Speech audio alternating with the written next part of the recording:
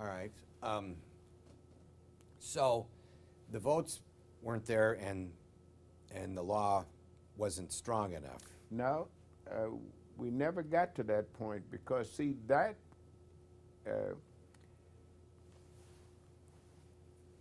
we knew that the way that we were doing it, the law already was in place, that the council had the power was in the council.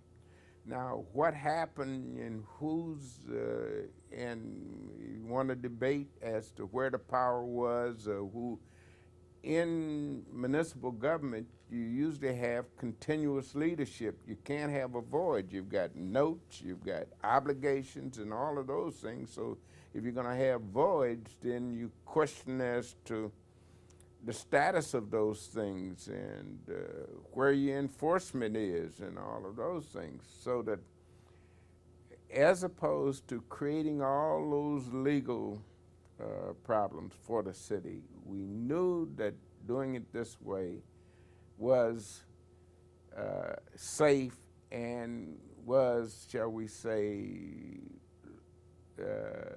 legally Expedient? and I would say that it contesting it would be a waste, you know, because number one, I would have to be a principal party to contest it. You couldn't bring someone from the outside. It was only a situation where the people involved were participants, the 50 aldermen. So it wasn't something that Ken Sane could say there's no place for him to get the power or what have you. So we knew that in terms of working it out for the best interest of the city, that the way we did it would be best for everyone involved. And so that's why and how it was worked, but it was never determined. Now, you're talking about questioning the legality of it. Subsequent to that, what did they do? They went to the legislature and passed a bill for a vice mayor to cover that contingency. They also provided more specific legislation to deal with it should it reoccur, so that when Harold Washington died, they had different machinery in place. And this was all legislation that was passed after Daley's death in '76.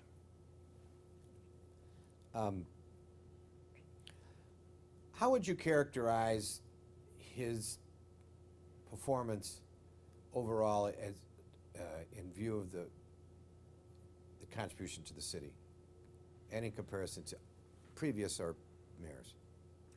Well,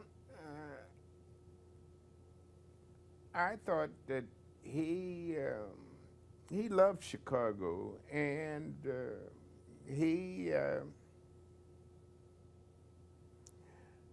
tried to develop and do things here that made it a showcase for the world. And I think a lot of these things, these are legacies that he passed on to his successors. Chicago is known as a world-class city.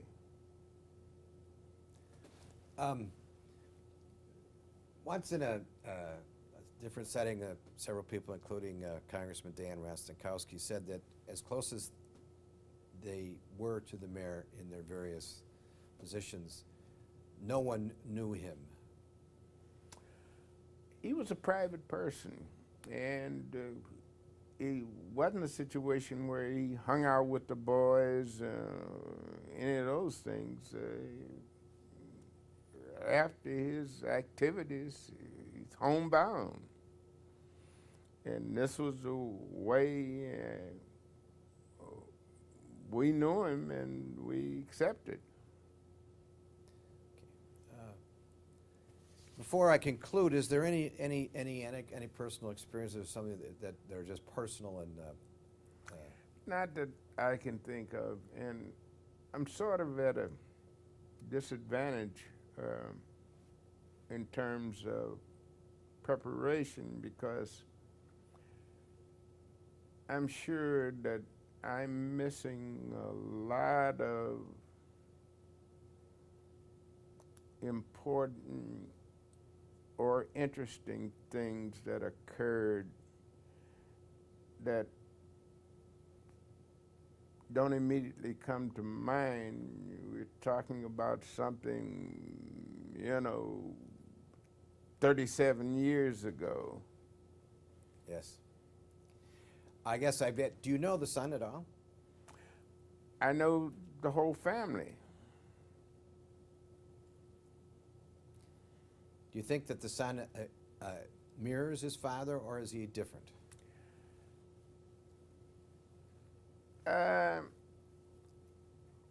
He's different.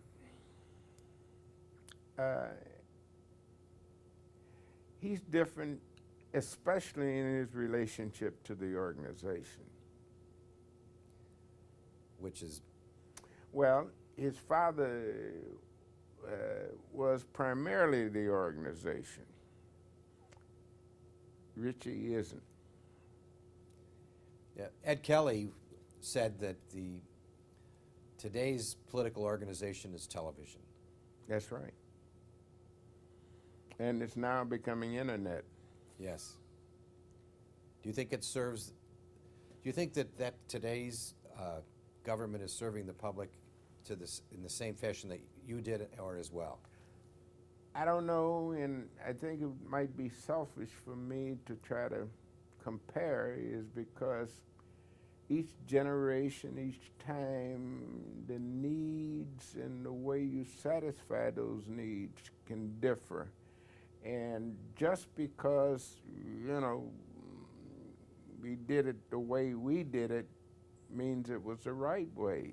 It was the way of the times. And, when you start talking to people about the old way and the good old days and those things, but Who knows? yeah. Well, did you think that the way you did it, do you think it was effective? It was effective during those times. And I meet with a little group on Saturday morning. We have breakfast. And these are all former school administrators, police superintendents, and judges, and what have you. And we try to make comparisons of how government and how life was then. And I would say then there was more of a personal relationship than exists today. And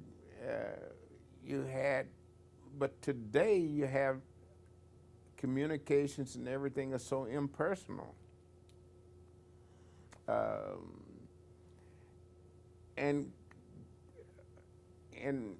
I was a ward committeeman for years and what have you, and I knew that people could go buy all the ads in the world. If I had a good precinct captain that could service a voter and knew the voters' families and knew all about them and what have you, and if an emergency occurred or something necessary to hook them up in terms of how to get the benefit of social services and government services,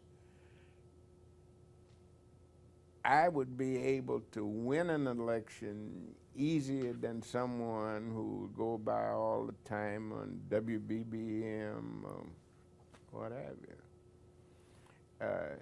But today, they take they chat rooms and tweetling and twitting and what have you, and they're doing the job.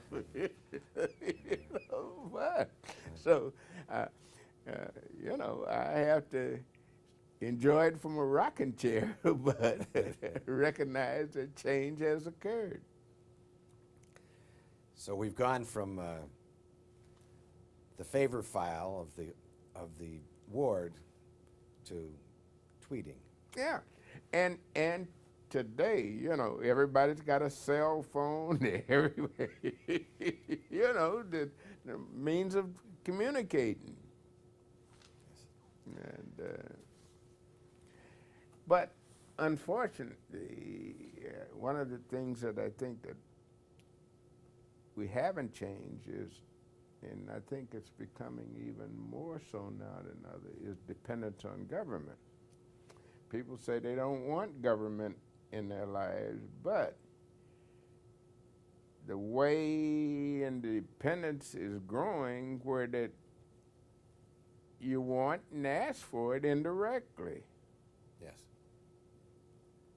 Yes. Government is the #1 employer in America. Well, and you know, they're there whether you want them or not, and some people can use them better than others. And I think this is what frustrates people. And people say, well, we don't want government, but in one breath, but then they depend on government in the next. Yeah. Yes. All right. Is there anything that I've missed that you'd like to, if you could think of anything? No. Well, I thank you very much, and at this point, I think we'll conclude.